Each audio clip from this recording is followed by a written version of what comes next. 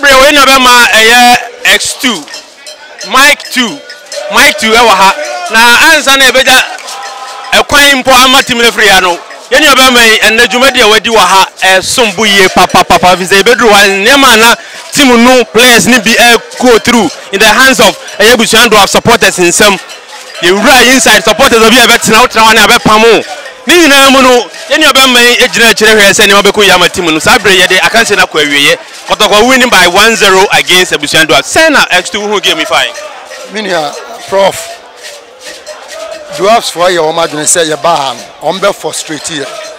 Said your bear, your bad down, no ma share. But Yansu Yaban, we came with a certain purpose. Say we are here for a win, not draw. Because Kotoko is a big club. Your expectation baby a league nedruno. Your baby draw at Wasumiano and Amiensa. So now you aim in say your baba be win. Yamen Sway Adam, Ampa, Munina Muhu, their course one upon. But prayers in Abamamu, coach Abamamu, supporters Abamamu. Yadi Asidabeman Yankopon. I see 3 points. You want go di coffee.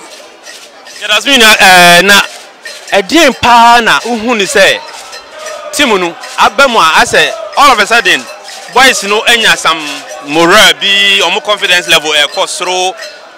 Obeka say coach Johnson Smith why be different. Enti Yaman entina wana. Sir coach about now as a head coach. I be appointed as a head coach. The MGD is a major management. But Johnson Smith, Yakotoko, say, or share Chilamayan, Wabon Homer. Shanati, acquire say, Nati Fasu pretty rents. Changes what Yaba Menesha Habib. Me who is Sada, make I say a Muslim pong, and na seek a usunisa.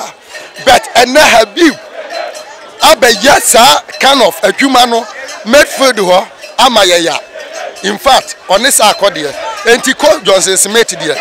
In fact, all the changes Abem, but I saw about radio, major management. But as the meaning now, answer over Coromecas and Yami from Kudras from Jemu. Now Munkoso anti Kumasa Santico Club Nechi. Now Munka was a fabulous zone, the home supporters, you know. Mokasa and Nase, my mouthpiece, any fabulous zone.